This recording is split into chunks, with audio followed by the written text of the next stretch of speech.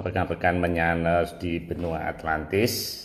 Kita ketemu kembali di Rabu Menyan 20 Oktober 2021. Sebelum memulai, izinkan saya invite Mas Agung dulu ya. Mas Agung. Oke.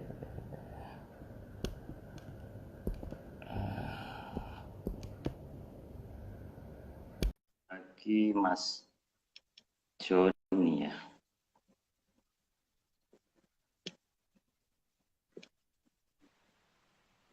Halo Pak. Halo Mas. Kok ya. Gede banget ya hari ini? EG-nya beda. Iya, tiap ini selalu beda Mas. Iya. Biasanya kan cuma kelihatan separuh, ini kok harus ditinggiin. Jadi harus dijauhin gitu ternyata sekarang. Nggak kayak biasanya. Jadi harus. Oke, Mas. Terima kasih. Saya invite dulu Mas Joni ya. Joni. RJ 7240. Invite. Oke. Tunggu dulu Mas.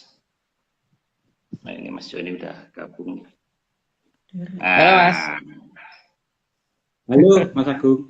Dengar nggak Mas Agung? Dengar. Kemarin kita ketemu di Halo Menyan Mas. Wah, apa kabar Mas Mario?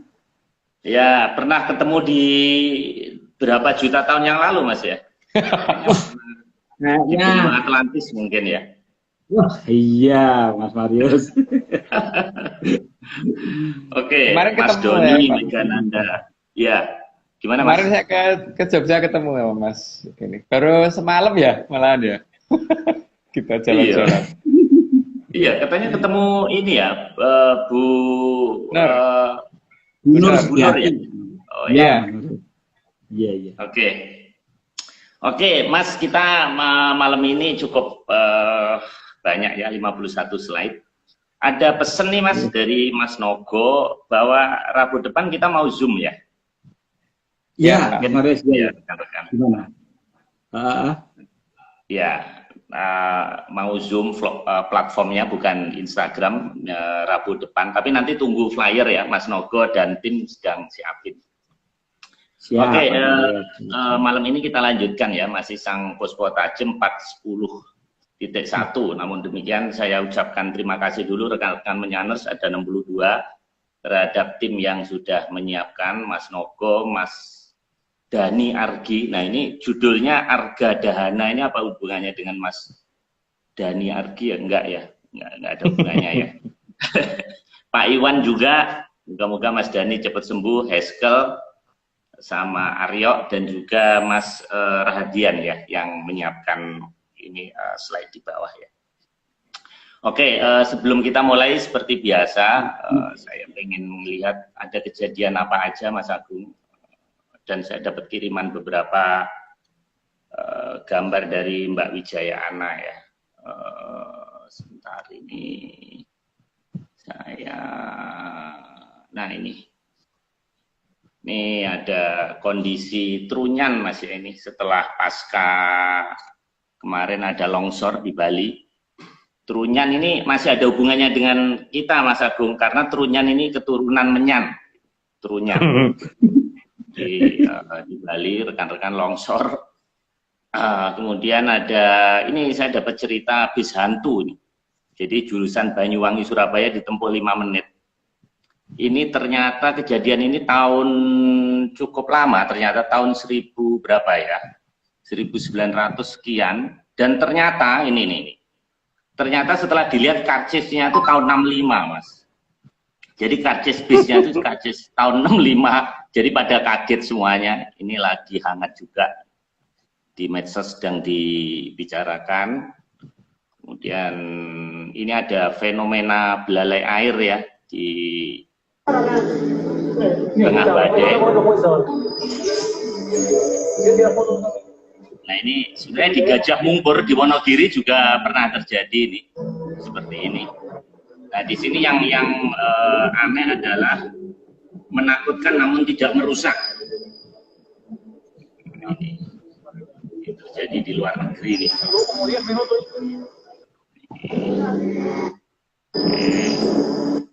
Ya. Kemudian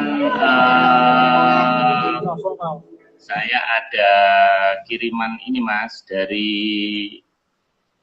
Mbak Wijaya Ana. Jadi di Pulau K mau ada festival, ini saya play ya, dari sebentar aja, dari mulai besok tanggal 21. Halo semuanya, di Kepulauan K yang ada di Maluku Tenggara, saya akan diadakan Festival Pesona Matic K 2021 yang viral itu, dan juga ada atraksi seni budaya dan juga keanekaragaman, keindahan semuanya ada di sana. Tanggal 21 sampai tanggal 29 Oktober 2021. Jangan lupa. Oke, itu Mas beritanya. Nah, sebelum kita mulai ini sudah 85 yang join. Nah, Mas Joni, saya ini terkesan dengan sampean, suara sampean. Jadi ini sebelum mulai Mas, kita ngerok dulu Mas ya. Oke. Ya, oke, izin ya rekan-rekan semuanya. Ini, jadi ini ugal-ugalan Mas, kita nggak latihan ya langsung ya. Nah, lagunya ini Mas. Nah, siap dulu. Pakai headset dulu Mas Marius. Bentar. Ya. Pakai headset dulu Mas Marius. Oke, ini lagunya Basket Case Mas. Basket Case ini ambil saya dari karaoke. Nah ini Mas, ini intronya masuk langsung ini loh, langsung Mas Joni langsung suara, langsung tinggi. Oh iya. Ya, jadi ini kolaborasi dengan dunia maya Mas. Tapi kalau Mas Joni pengen kolaborasi dengan Michael Jackson, dengan Freddie Mercury, bisa Mas nanti. Bisa, pakai menyanyi Mas Agung, bisa. Oh iya, ya Mas Mario. Ini saya pakai Herman Kardon, nih saya pakai Herman Kardon. Oh, nah, mungkin suaranya biar maju dia. Cuman mungkin ada delay Mas ya, ada delay ya, karena mungkin kita iya, suara sama Mario. musik sama suara kan beda ya. Siap Mas ya, rekan izin dulu ya, sambil nunggu yang lainnya, kita hiburan 1-2 menit.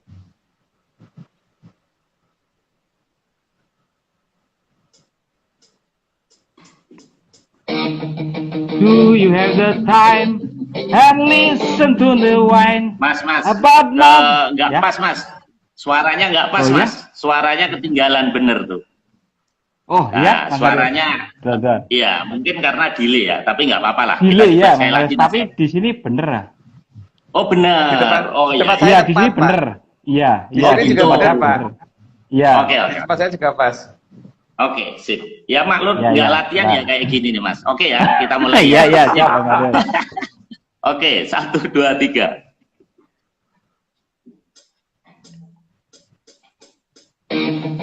Do you have the time to listen to me whine about nothing and everything other ones? I am one of those neurodramatic fool, neurotic to the bone, no doubt about it. Sometimes I give myself the creep. Sometimes my mind plays tricks on me. It's all keep adding up. I think I'm cracking up. I might just paranoid and I just don't.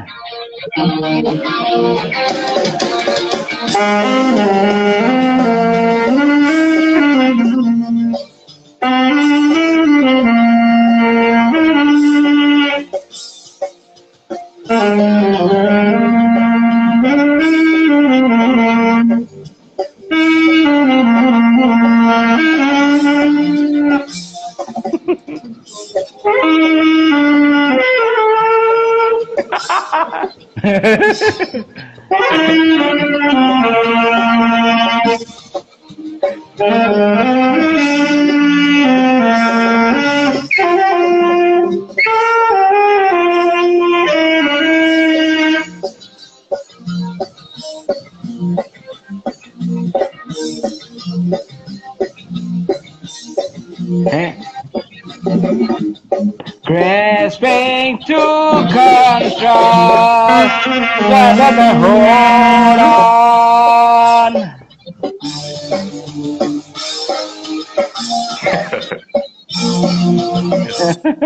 Nah, Mas ya. Ini saya mau puter ini nggak bisa. Oh, berarti ada gangguan-gangguan. Wah, itu bisa Mas Marius. Nanti kalau di itu Zoom, wah bisa live gitu kayaknya. Lebih asik kayaknya. Wah. Ini Pak itu ntar lagi datang nih. Ini marahin saya. Ini saya juga pakai hard rock Mas, hard rock kali. Ya, malam ini kita rocker nih. Jadi kayaknya rambutnya tak copotnya aja Mas Mario biar rock ya. Oh ya. Boleh Mas. Boleh. Nanti Zoom Rabu depan nanti kita metal-metal lagi Mas. Ya, siap Mas Marius. Ya. Ini tadi saya mau balik itu nggak bisa Mas, nggak ketemu, makanya saya puter aja. Saya apa? Oh ya spontan toh Mas Mario. Iya spontan.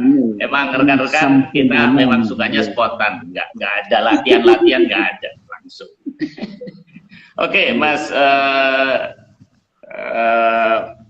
Joni, kita mulai ya seri ke 75. Oke, Mas Mario. Silakan. Siap. Oke, slide pertama. Kidaha dan Kidaka adalah kakak beradik yang pertama kali membabat hutan yang sangat lebat dan dijadikan hunian pada zaman Kala Dwara. Kala Dwara itu kalau menurut versi saya, menyan saya, jadi menurut dongeng saya ya, dongeng loh. Dongeng saya itu ada di zaman setelah zaman Kalapurwa, jadi Kalabroto, saat zaman Kalabroto, gitu. Jadi ada di zaman itu, dan di sini Kidoho sama Kidoko memang kakak beradik, dan keduanya itu membabat hutan pertama di wilayah itu. Jadi yang pertama kali membuat daerah itu menjadi tempati manusia, gitu. Lanjut dulu Mas, tak kebablasan. Oke Mas Agung. Slide kedua, hutan tersebut sangat lebat dan sangat angker. Dan posisi hutan ada di dekat sungai besar yang alirannya sangat jernih. Aliran yang kita kenal sebagai aliran Amertasari atau Sungai Berantas. Sangat jernih ya patokannya. Jadi kita kalau pengen melihat sungai Berantas itu seharusnya yang jernih alirannya. Jadi bukan yang keruh ya. Lanjut Mas. Ya, ketiga, dalam membabat hutan tersebut, keduanya mendapat petunjuk dan perlindungan dari Sang Hyang Bathara Wisnu. Bahkan di bawahnya ada keterangan lagi enggak? Memang petunjuk dari beliau sehingga berani menjabat wilayah itu, karena supaya wilayah itu nantinya akan dijadikan pusat negara. Lanjut dulu Mas. Oke Mas. Keempat, setelah hutan tersebut dibuka dan menjadi terang, maka mulai secara perlahan berdatangan orang yang akan ikut mengayom di daerah tersebut. Ya, setelah daerah itu menjadi lebih bersih dan kemudian tidak rumput lagi, tidak wingit lagi, ya. Kemudian karena daerah yang dibabat sangat luas, maka kemudian masyarakat mulai datang satu persatu, dan tentu saja minta izinnya kepada beliau berdua, karena yang beliau berdua yang babat wilayah itu. Lanjut Mas. Slide kelima, hingga pada saatnya setelah dianggap tepat dan layak, maka Sang Hyang Bathara Wisnu yang menitis ke Sang Mahaprabu Sri Aji Jayabaya datang ke lokasi itu. Jadi kalau tadinya sebagai Bathara Wisnu yang turun, maka sekarang wujud awataranya atau wujud manusianya, wujud yang ketitisan yang datang, dan waktu itu seharusnya dimulai ketika masih jadi pangeran, kemudian sampai dengan meminta izin untuk dijadikan kerajaan di sana. Lanjut Mas, tidak kebablasan saya. Ya, oke Mas Tung. Slide ke-6. untuk menghormati Kilurah Daha, maka lokasi tersebut akhirnya didirikan sebuah keraton dan dinamakan Dahanapura, yang berarti keraton tempatnya Sang Daha. Karena kakak sulung, apa yang paling sulung di situ adalah Sang Daha, maka dinamakan Dahanapura. Nah, itu kan dari kata sasana atau tempat. Tapi kemudian Dahanapura ini berkembang menjadi dua macam penamaan ya. Jadi bisa berarti tempatnya Daha, itu kalau kita menulisnya Daha Strepna Pura, atau kalau tidak diputus Dahana itu berarti api. Jadi keraton tempat sang api gitu, juga bisa diartikan begitu juga. Lanjut dulu Mas. Oke, slide ke-7, maka dibangunlah istana yang sangat megah, mengacu pada keratonnya Sang Hyang Bathara Wisnu di Kayangan Utara Segara. Karena Sri Aji Jayabaya merupakan titisan dari Sang Hyang Bathara Wisnu, maka keraton yang dibangun pasti akan sesuai dengan yang dia sunggi. Makanya selain istananya juga mahkotanya itu kan menunjukkan posisi bentuk dari keratonnya Bathara Wisnu di Kayangan Utara Segara. Lanjut Mas. Oke, slide ke-8. Karena Sri Adi Jayabaya merupakan titisan Sang Hyang Bathara Wisnu, maka beliau punya pandangan yang sangat jauh ke masa depan. Lanjut. Ya. Maka di zaman itu dibuat segala hal yang bisa digunakan untuk memprediksi masa depan secara akurat. Mungkin berbeda dengan pendapat orang zaman sekarang ya. Kalau orang zaman sekarang kan beranggapan bahwa masa depan, masa lalu, dan masa sekarang itu sesuatu yang terpisah. Tapi kalau kita mempelajari dari cara kita bicara, maka kita tidak seperti orang-orang di Eropa sana. Kalau orang-orang di Eropa sana, terutama Inggris ya, yang mungkin yang paling kita kenal seperti bahasa Inggris itu kan ada yang namanya past tense, ada yang namanya present tense, ada yang namanya future tense, dan seterusnya. Itu menunjukkan bahwa bagi mereka waktu itu berbeda dan nggak bisa disatukan. Tapi kalau orang di negara kita mana pernah bicara seperti itu gitu. Berarti kalau bicara mau past, mau future, mau sekarang ya semuanya present.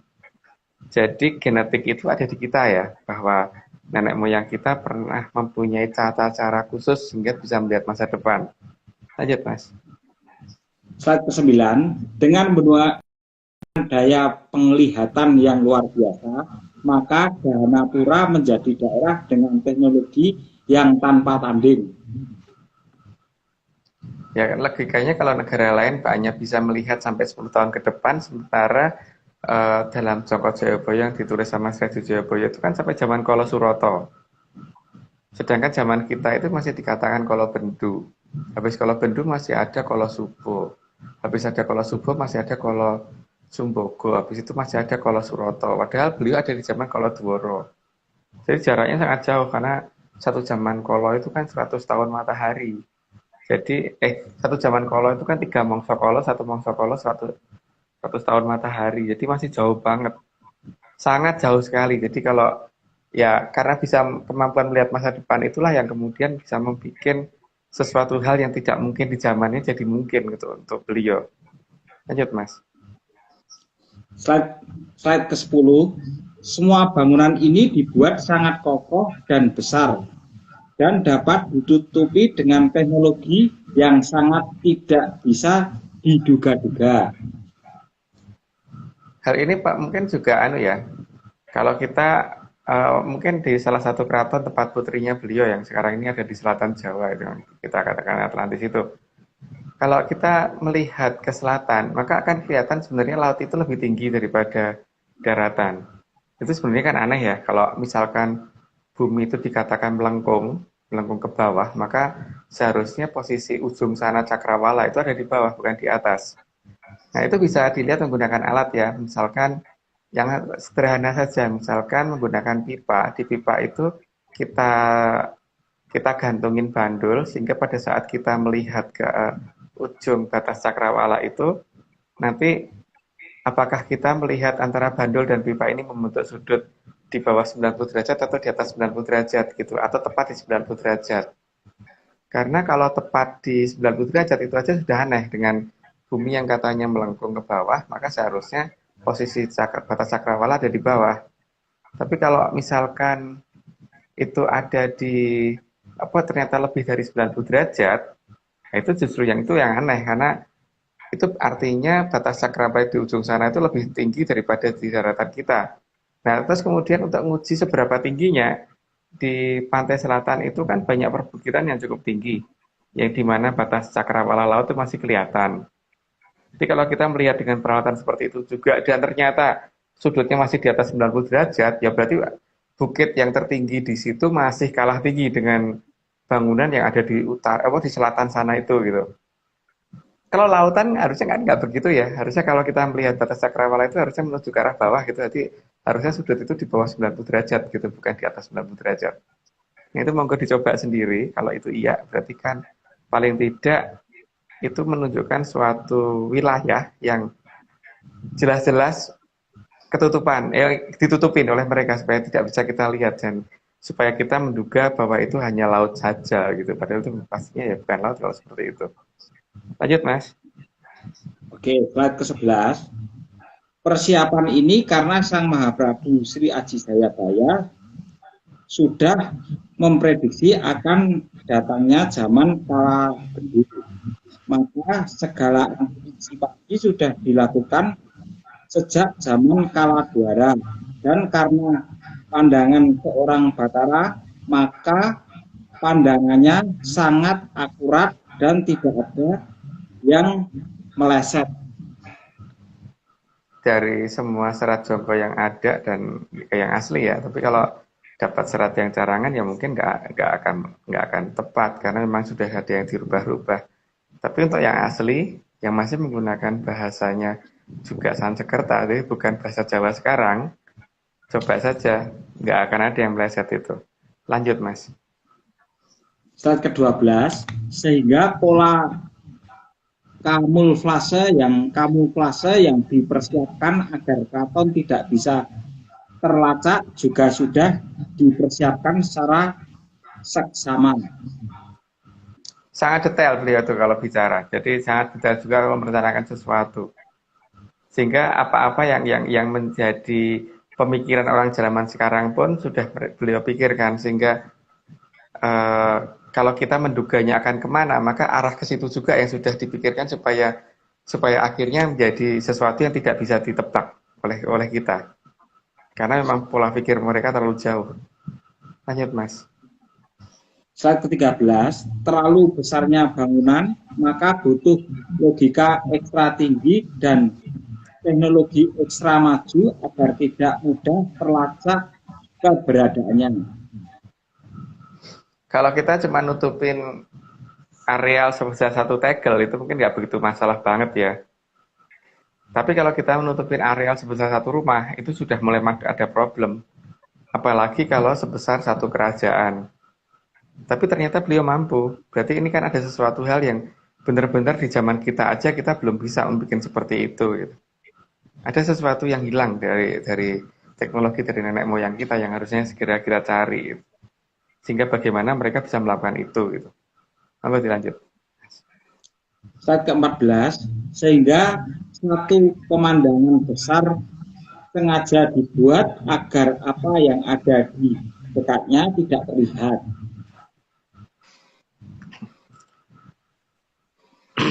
Mungkin cukup jelas ya, jadi kayaknya nggak perlu diperjelas lagi deh. Oke, lanjut, Mas. Slide ke-15, sesuatu yang besar atau yang gede tersebut selain untuk menutupi keraton juga digunakan sebagai batas sang waktu. Sesuatu yang gede ya, nggak tahu deh. Ada nama yang menggunakan gede enggak itu saya juga nggak begitu ngerti. Tapi yang jelas beliau mengatakan bahwa tempatnya beliau itu sangat gede. Lanjut, Mas.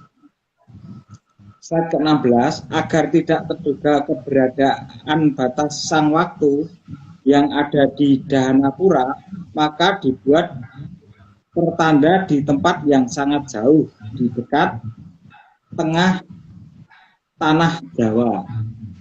Ya, tapi itu Dahanapura yang Argo Dahono yang versi kedua, berarti bukan yang versi utama. Nah, versi yang utama itu adalah yang gede itu, cuman yang gede itu di mana itu yang harus kita cari. Lanjut, Mas. Slide ke-17, keberadaan sang api di tengah tanah Jawa ini juga untuk menutupi keberadaan aliran suci yang ada di tanah Paradewa.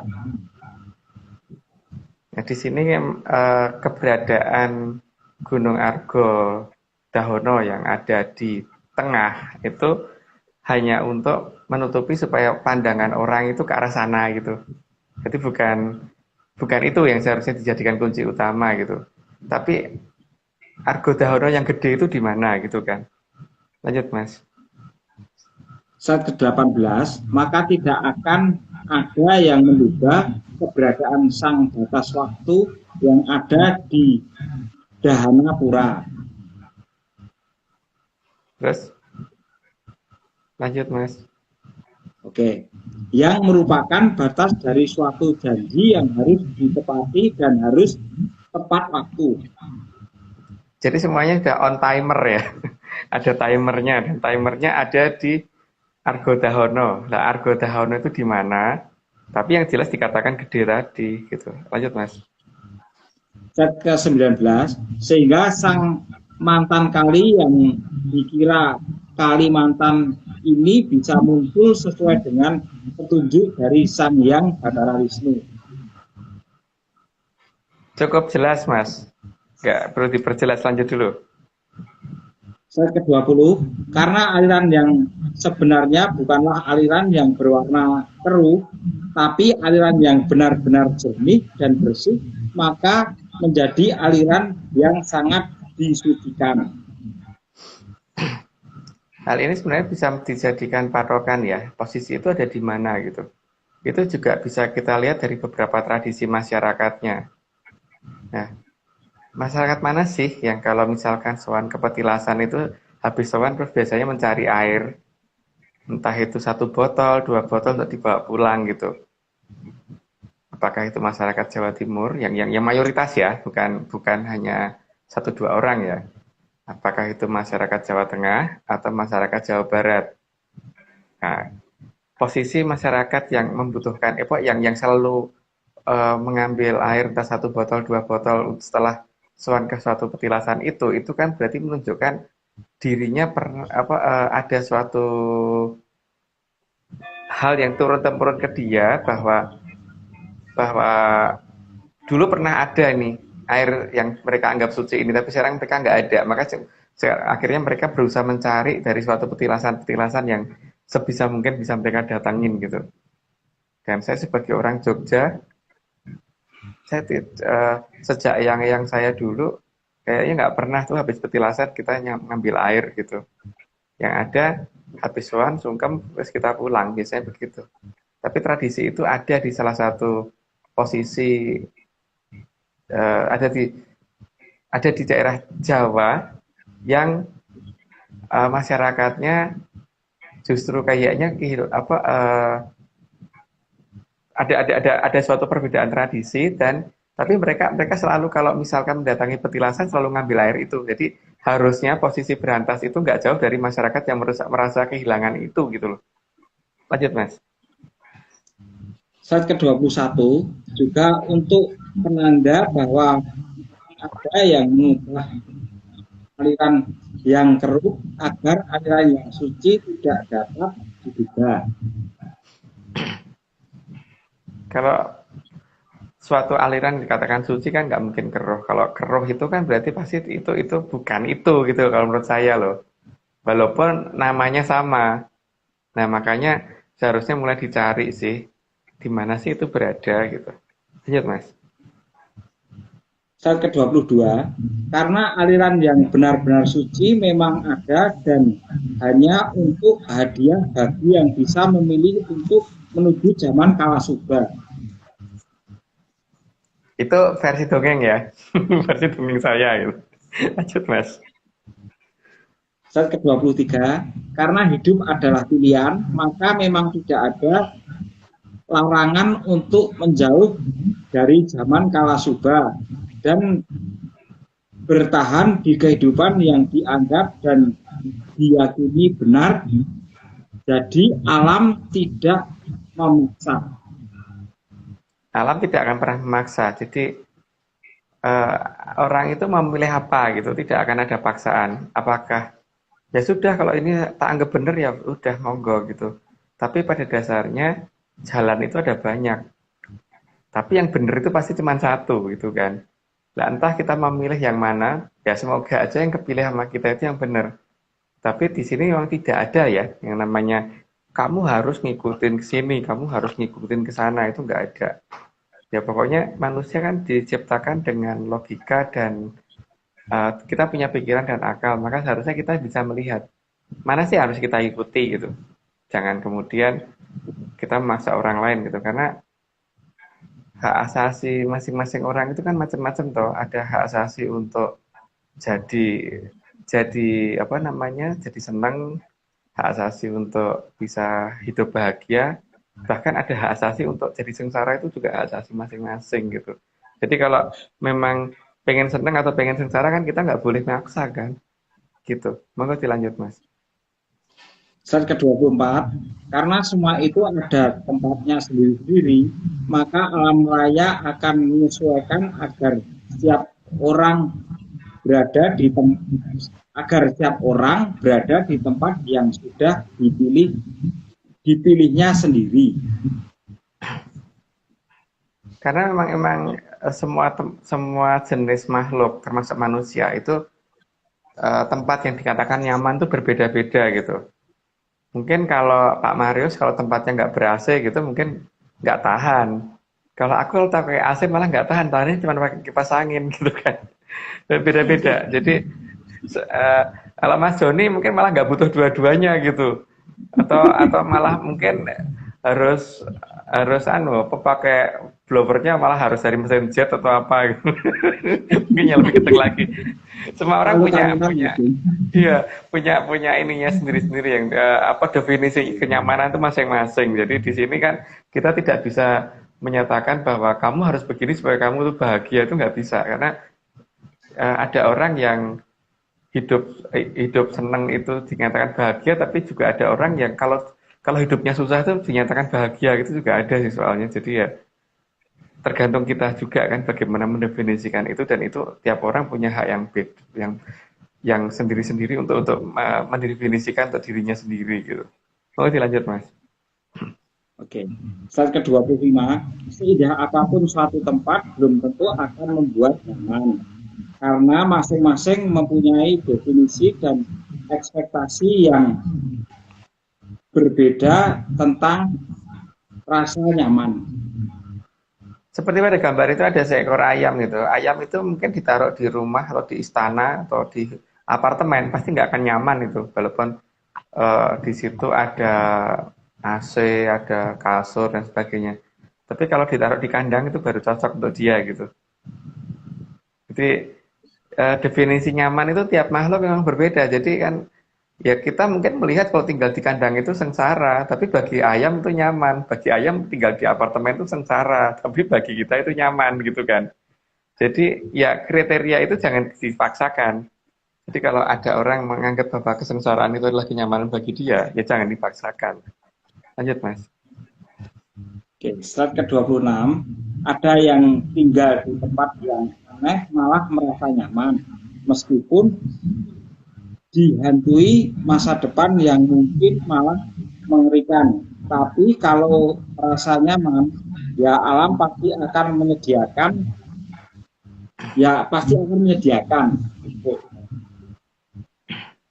Mungkin bagi kita kadang-kadang itu tidak masuk akal sih. Ada orang kok milih tinggal di situ dan kok seneng banget gitu. Walaupun tempat itu mungkin wingit atau mengerikan atau gimana gitu.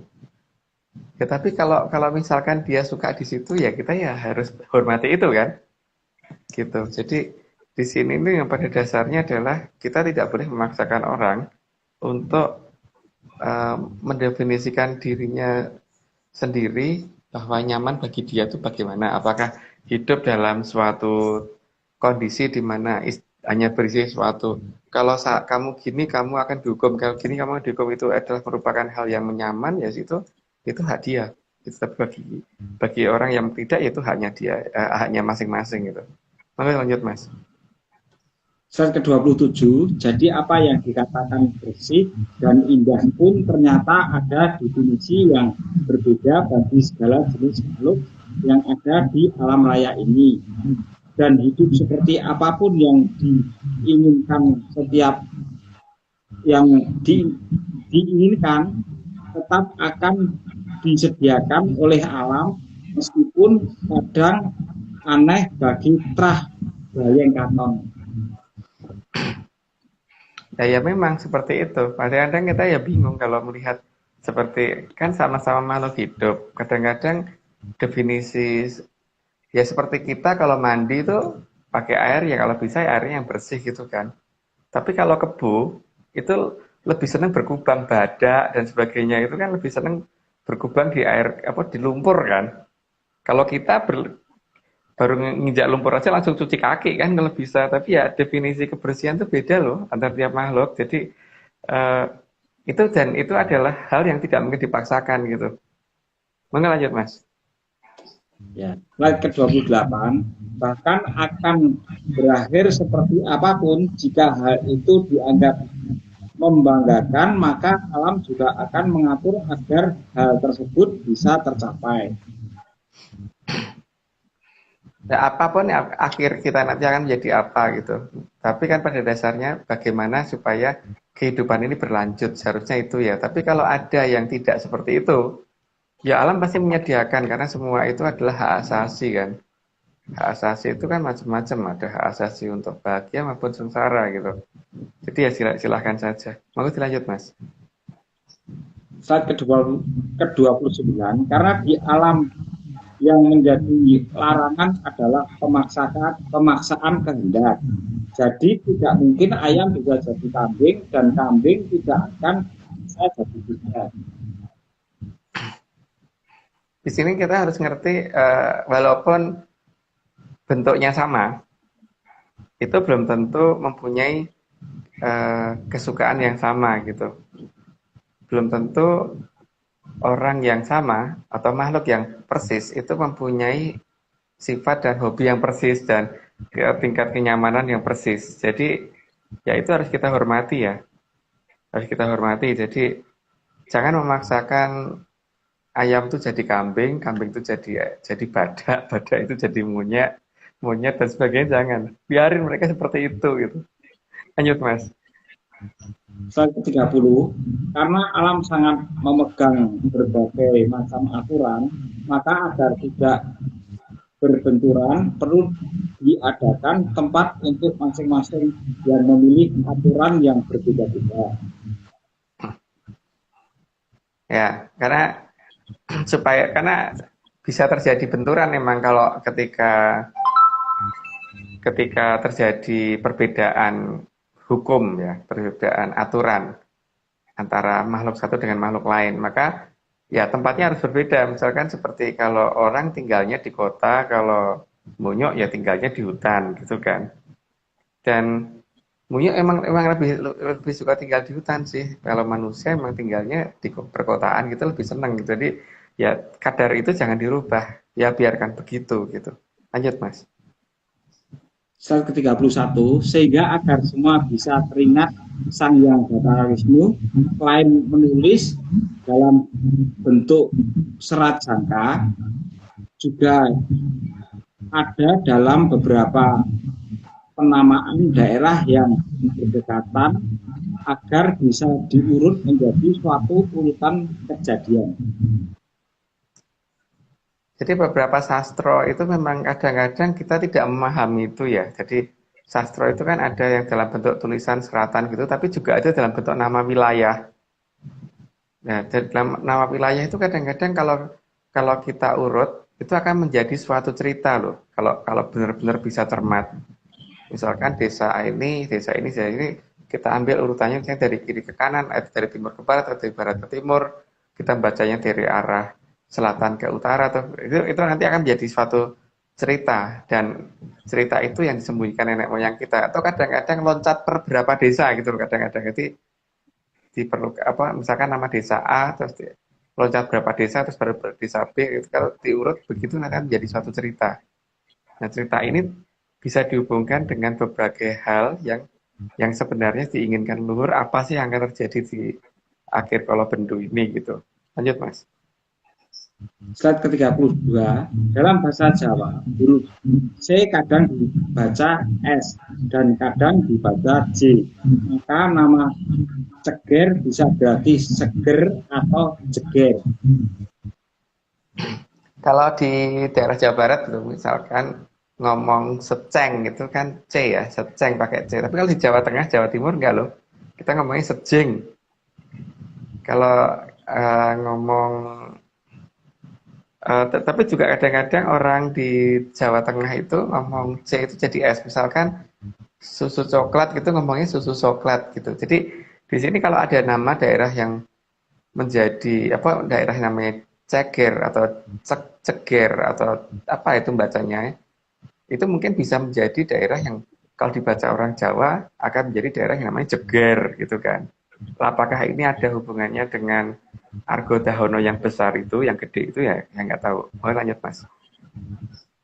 Slide ke-33, juga kata siratas bisa berarti sirasat atau nyerocos atau jerojos. Jadi terserah siapapun dapat mengartikan yang berbeda. Nah, monggo dia terjemahkan sendiri itu artinya apa, karena saya juga bingung cara bacanya gimana sih sebenarnya gitu loh.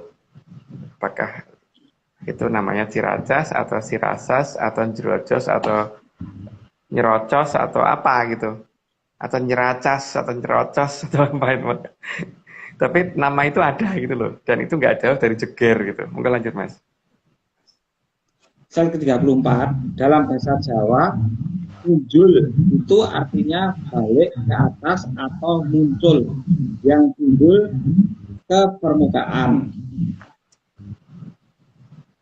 Muncul itu bisa berarti lebih juga bisa ya. Jadi lebih sedikit juga bisa, atau bukan warna sedikit, tapi lebih gitu loh. Jadi kalau dikatakan punjul itu kan berarti ketika yang lainnya rata ini naik nongol sendiri gitu. Jadi kalau dikatakan muncul itu berarti daerah itu akan nongol sendiri atau gimana ya, saya nggak tahu. Lalu dilanjut, Mas. Slide ke-35, jadi semua itu sangat tergantung bagaimana kita merangkai kata dari suatu yang ditulis oleh leluhur kita. Jadi merangkai kata itu bukan hanya merangkai kata suatu suatu puisi atau suatu sastra-sastra lama. Tapi nama kota atau nama wilayah atau nama desa, nama dusun dan sebagainya itu juga bisa menjadi suatu cerita. Nah, sekarang mungkin kalau ada yang benar-benar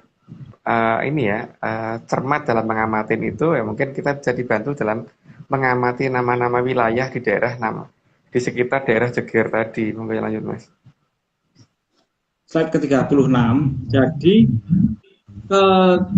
kebebasan dalam mengartikan semuanya itu sudah diizinkan oleh alam raya.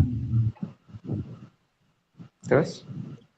Karena alam raya itu adil, jadi ya terserah yang mengartikan. Ya, jadi tidak ada yang namanya ini ya, pendefinisian yang harus diikuti oleh banyak orang tuh enggak seharusnya. Beda dengan bahasa Indonesia, kadang-kadang ada peribahasa-peribahasa yang kadang-kadang nggak masuk akal, tapi kita wajib ngikutin sesuai dengan aturan yang ada gitu.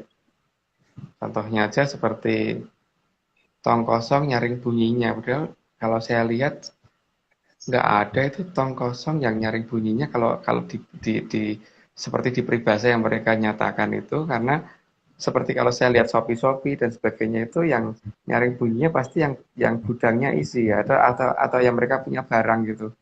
Tapi yang nggak punya barang kan nggak akan pasang iklan. Seperti negara maju yang seperti negara kita kalau bisa bikin usaha terbang itu minimal supaya laku kan juga harus promosi kan, dan promosi itu kan harus nyaring bunyinya gitu. Itu aneh sih kadang-kadang hanya di bahasa Indonesia aja sih yang aneh sebenarnya menurut saya.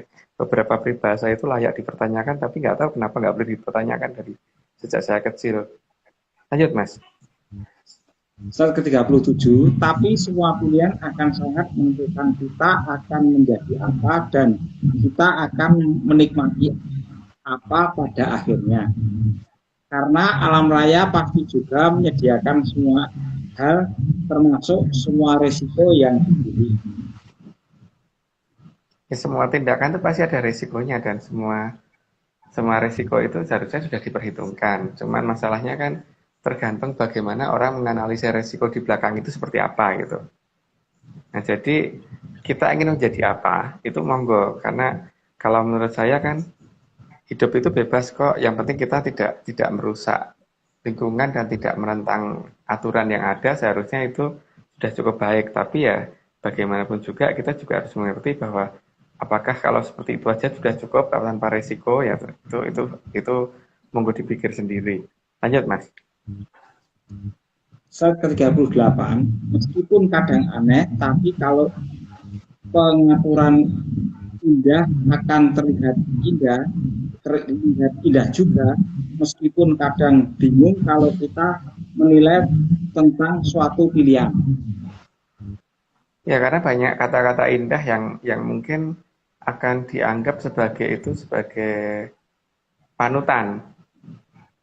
Nah, tapi ya hati-hati, karena apakah kata-kata indah itu atau sesuatu yang indah itu benar-benar indah gitu, dan akhirnya kita akan menjadi apa gitu. Kalau hanya akan menjadi sesuatu yang sifatnya dimongso, ya mending jangan gitu. Tapi ya itu kan pilihan ya, karena seperti tadi kan ada yang namanya hak asasi, itu kan ada hak asasi untuk bahagia maupun hak asasi untuk sengsara gitu. Mungkin lanjut Mas. Slide ke-39, maka sesuatu yang gede yang akan membuka takdir apa dan siapa yang sudah menunggu giliran dari sang batas waktu, karena semua harus menurut kepada Sang Hyang Nata Winasi. Ya, artinya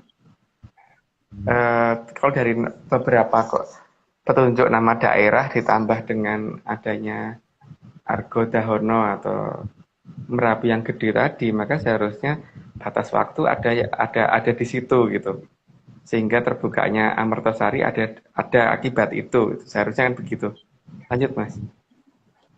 Slide ke-40, sesuatu yang besar dan gede itu saat ini sangat sabar dalam menunggu dan menjaga keberadaan aliran suci Amertasari yang pada saatnya harus dibuka.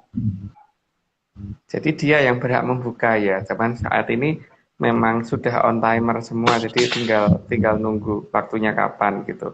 Nah, yang tahu waktunya kapan tentu saja adalah yang memasang timer gitu. Lanjut Mas. Slide ke-41, karena sang mawar merah di atas sedang dalam perjalanan menuju arah kita, sedang mengunjungi itu tepat pada saat yang dibagikan sebagai hadiah bagi yang memilih untuk coba. Jadi mawar merah itu akan datang setelah sang Argo Dahono ini jeger dulu gitu kan. Tapi yang nggak tahu Argo Dahononya itu ada di mana gitu. Tapi Pospotajem yang digambarkan leluhur kita yang ada di batas Pospotajem itu tetap akan datang, tapi waktunya ada setelah itu gitu kan. Lanjut Mas. Slide ke-42, begitu juga aliran suci Amertasari yang disebut tunggu sang mawar merah yang sedang mengarungi waktu. Itu cukup jelas sih, hampir sama kasusnya. Jadi itu juga nunggu, itu yang Argo Dahono juga nunggu, tapi Argo Dahono harus duluan. baru Mertosari muncul, seharusnya gitu. Lanjut Mas. Slide ke-43, karena semua sudah tergambar bahwa sang saka merah putih harus dikibarkan ke atas, maka yang disembunyikan di bawah juga harus muncul ke atas. Karena dalam sang saka merah putih itu ada warna putihnya, dan putihnya ada di bawah. Tapi kalau merahnya dimunculkan, ditarik ke atas, ya putihnya pasti akan muncul gitu kan. Jadi ketika sang merah yang ada di atas ini keluar, sang mawar merah ini muncul, maka sang putih yang ada di bawah juga harus muncul. Lanjut Mas. Slide ke-44, sehingga kebersihan dan keindahan alam raya bisa lebih terjaga, dan yang bertugas membersihkan supaya bisa segera bertugas. Seharusnya sudah jelas, cuman ya. Jadi pada dasarnya kan ini yang putih ini jangan sampai menjadi belang-belang gitu kan. Maka supaya yang putih ini benar-benar tidak bisa benar-benar terjaga, maka ya sebelum yang putih ini muncul, yang daerah yang kira-kira bisa membuat belang-belang si putih ini harus disapu dulu kan sampai bisa bersihnya. Dan kayaknya nenek moyang kita tuh orangnya suka bersih-bersih gitu. Jadi ya itu yang harusnya dilakukan dulu gitu. Enggak Mas. Lanjut. 45, dan semua akan diantar sesuai pilihannya ke tempat tujuan yang diimpikan. Ya, tempat yang diimpikan itu kan beda-beda. Ada yang memimpikan tempat yang indah, ada yang memimpikan tempat yang asal aja, atau yang seperti apa gitu. Karena semua itu ada pilihannya ya. Jadi ya alam hanya menyediakan sarananya bahwa pengennya ke sana yang disediain gitu aja. Lanjut Mas. Slide ke-46, jadi supaya semua dapat mencapai dan menuju harapan yang sudah dari lama diinginkan, aneh. Ya meskipun kadang bagi kita itu nggak wajar, tapi ya gimana ya, apa ya mau dipaksa kan, nggak bisa kan. Kalau memang pengennya ditaruh di situ dan di tempat itu dikatakan sebagai sesuatu hal yang paling nyaman, ya udah, ya nggak apa-apa, kan ada komunitasnya juga gitu. Jadi ya hak asasi masing-masing. Lanjut Mas. Slide ke-47, karena semua itu sudah ada yang bertugas dalam menempatkan sesuai keinginan masing-masing, tanpa paksaan dan tanpa ditakut-takuti. Lanjut Mas. Karena nakuti adalah tugas para kala, bukan tugas kadewatan. Ya, jadi kadewatan itu hanya memfasilitasi saja ya. Jadi orang pengennya kemana ya sudah itu diturutin dulu gitu kan. Tapi bukan nakut-nakutin. Jadi karena nakut-nakutin ini ada tugasnya Buto, bukan tugasnya manusia maupun tugasnya kadewatan. Kan tugasnya kadewatan itu kan bagaimana supaya alam raya ini jadi tentram, bukan menjadi sangar gitu. Lanjut Mas. Slide ke-48, maka meskipun dari samping Buto paling galak, tetap akan digambarkan bermata dua pada wayang kulit Jawa. Bathara Kala itu ya gambarnya, seperti itu, yang digambarkan bermata dua. Dan ini sekaligus untuk membantah pernyataan banyak orang bahwa karena wayang digambar dari samping, maka matanya cuma satu. Tapi kenapa kalau Buto yang seperti ini digambarkan matanya berwarna dua gitu kan? Jadi kan bukan masalah hanya dari samping, kan memang tujuannya menunjukkan matanya berapa gitu. Lanjut Mas. Slide ke-49, sedangkan para satria akan digambarkan bermata satu agar lebih waspada dalam mengamati alam raya ini. Karena mata yang digunakan untuk melihat itu seharusnya bukan hanya mata yang kita miliki saat ini kan, tapi mata yang ada dari batin itu yang harusnya. Karena roh manusia itu cuma satu, dan sehingga seharusnya mengamati kalau pengen jelas ya pakai yang satu itu gitu. Nah itu petunjuk dari zaman kerajaan Mataram itu seperti itu. Makanya dari Panembahan Senopati ke bawah itu sangat dianjurkan untuk mengikuti tradisi yang ada di wayang kulit, bukan di wayang orang ya, tapi di wayang kulit, wayang kulit. Dan di wayang kulit mulai dari Dewa, Bathara, Satrio dan sebagainya itu masih matanya satu. Tapi kalau buto yang ganas seperti Bathara Kala matanya dua. Nah itu makanya sebenarnya arti ram itu apa sih dari mata ram itu gitu. Kalau mata di wayang itu seperti itu. Lanjut Mas. Set ke-50, begitupun kadewatan yang juga menggunakan mata satu dalam mengendalikan alam maya ini. Makanya saya belum pernah menemukan ada Bathara yang matanya dua gitu di wayang kulit, atau mungkin saya yang kuper ya kali. Tapi kalau misalkan ada yang bisa menemukan, monggo ya ditunjukkan ke kita. Mungkin kita yang kurang cermat dalam melihat wayang kulit satu persatu gitu. Selain Bathara Kala ya, kalau Bathara Kala ya matanya dua. Tapi kalau Bathara Wisnu, Bathara Bayu, Bathara Hanantobogo, Bathara Indra, Bathara Ismaya, yang lain-lain seperti Ari Ratih, yang banyak lagi itu saya nggak nemu yang matanya dua gitu. Jadi menurut saya sih ini suatu petunjuk yang sangat jelas bahwa gunakanlah satu mata itu gitu kan. Lanjut Mas. Set terakhir, set 51, sesutyaning Nuswantara arsa peklaing Gusti suci ngupaya wening linawuran gunung Gusti sampun arsa mantun dunya ini kae angin-angin nafsu kamulyaning Tribhuwana sang Tri Kencana Wungu. Ini bukan diterjemahkan, hanya pernyataan dari kita bahwa bagian sesi ini sudah kita ceritakan. Jadi monggo diartikan apa ya terserah, tapi saya tidak menerjemahkan itu. Dan kalau tadi ada beberapa kata yang terputus-putus karena mungkin sinyalnya kurang bagus, ya berarti di bagian kata-kata itu tidak boleh didengar orang. Jadi mohon maaf. Gitu Pak Marius. Kok ketawa? Ya.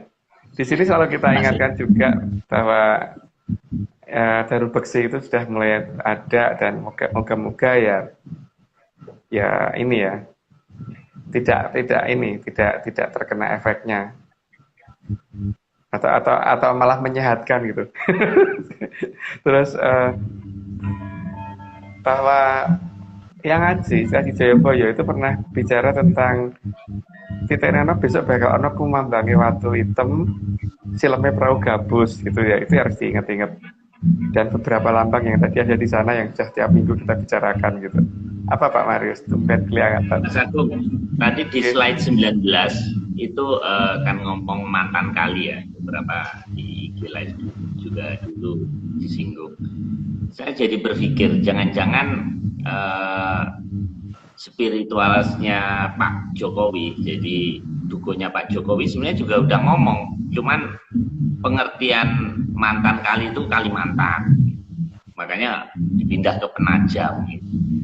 Apa mungkin begitu? Sebetulnya sasmito itu bisa sama, tapi pengertian itu kan tergantung dari menyannya kan, menyan masing-masing orang kan beda. Begitu. Iya, ya mungkin menerima juga, cuman masalahnya kan sekarang analisa berikutnya bagaimana, terus kemudian kemauan untuk mencari bukti di lapangan bagaimana gitu kan Pak. Atau hanya menerjemahkan sebatas itu saja. Ingat loh, dalam bahasa Sanskerta itu menggunakan aturan, bukan seperti kita loh. Kalau kita itu kan diterangkan menerangkan, kalau mereka kan menerangkan diterangkan Pak ya. Jadi kalau kita ngomongnya mantan kali di bahasa kita, maka di Sanskerta ngomongnya Kalimantan Pak. Jadi ketika mendengar Kalimantan mungkin dianggap sesuai dengan bahasa kita, tapi kalau menurut saya itu adalah mantan kali gitu kan, bukan Kalimantan. Ya tapi kan itu haknya kepala negara, bukan haknya kita, Pak. Hak kita kan cuman hanya untuk memberitahukan, siapa tahu ada koreksi yang bisa diperhatikan. Tapi kalau tidak mau ya itu haknya dia kok, Pak, bukan hak kita. Yang penting posisi kita tidak di atas mantan kali, gitu, Pak. Ya. Itu di chatting ada dari Mas Tun Gajah ya, dan Mas Bintang bilang Kalimantan itu sebenarnya Borneo, gitu. Jadi kalau ke sana ya salah. Gitu. Nah iya, tapi ya tetap aja kan seharusnya dilihat dari leluhur yang memberitahukan itu pada zaman apa dan pada zaman itu menggunakan aturan apa. Aturannya masih menggunakan model DM diterangkan-terangkan atau menggunakan aturan MD yang menerangkan-diterangkan gitu. Jadi kalau kita mengerti aturan itu, maka kita harusnya ngerti bahwa oh yang berbicara itu leluhur ada di zaman ini gitu. Tapi ya masalahnya kan masalah kedua adalah karena mungkin merasa bahwa jangan konangan atau gimana juga nggak tahu ya. Tapi yang penting ini Pak, namanya mirip gitu loh. Kalau saya ngomongnya mantan kali, kalau di sana ngomongnya Kalimantan gitu kan Pak. Mirip cuman tukar tempat. Ya. Oke. Mas Agung, waktu sudah habis. Ini saya invite nggak bisa. Jadi Mas Joni, saya izin remove dulu ya. Oh ya, ini ada pesan dari Mas Nogo. Tadi saya salah. Ternyata Zoom-nya itu 2 minggu lagi. Jadi bukan Rabu depan, tapi Rabu depannya lagi. Gitu. Siap. Mas Rocker, ada yang WA saya dari Bali, katanya Mas Joni itu seperti Didi Kempot.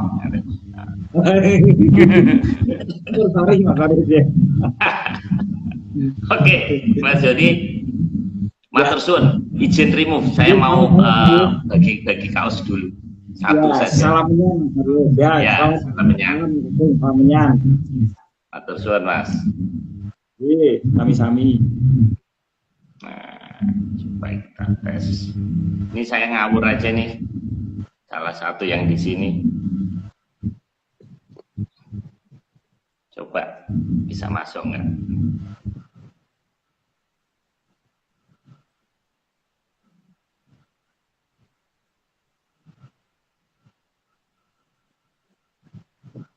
Halo.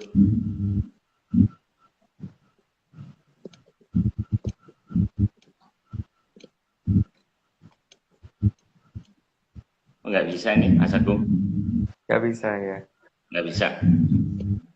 Aneh nih. Nggak Berarti bisa keluar, nggak bisa masuk. Ini saya mau keluarin Mas Joni nggak bisa, mau masukin orang juga nggak bisa ini. Mas Joni udah keluar Pak di tempat saya. Oh, udah keluar. Ini kok di saya muter-muter ya. Kenapa ya? Nah, itu kurang menyan Pak. HP-nya kurang menyan Pak. Iya. Ini agak aneh ini. Di saya masih ada Mas, masih muter-muter. Di tempat saya sudah enggak. Tempat saya udah hilang. Aneh ya. HP-nya Pak Maris kurang bagus, nggak sebagus HP saya kali Pak. Iya, ini memang aneh Mas. Ya sudah nih, coba sekali lagi nih. Kalau nggak bisa ya sudah nasib lah. Nggak boleh berbuat amal banyak-banyak Mas. Mungkin ini. Oke, nggak bisa Mas Agung. Ya sudah. Mohon maaf rekan-rekan semuanya. Kita akhiri acara malam ini. Nanti kita masih berjumpa satu kali lagi Rabu depan, kemudian Rabu depannya lagi kita akan Zoom. Juga saya sampaikan terima kasih ya Mas Daniarki, semoga sembuh, dan Pak Iwan sebagai ilustrator, dan rekan-rekan lain di Jogja. Kemarin Bu Nur juga terima kasih sudah ketemu tim kita di Jogja. Salam saja Bu Nur. Dan Semoga nanti lain kali kita bisa ketemu. Baik, Mas Agung, sudah jam 10 ya, kita akhiri ya. Ya, Pak. Ya, makasih Mas Nogo, salam menyan, kita ketemu Rabu depan.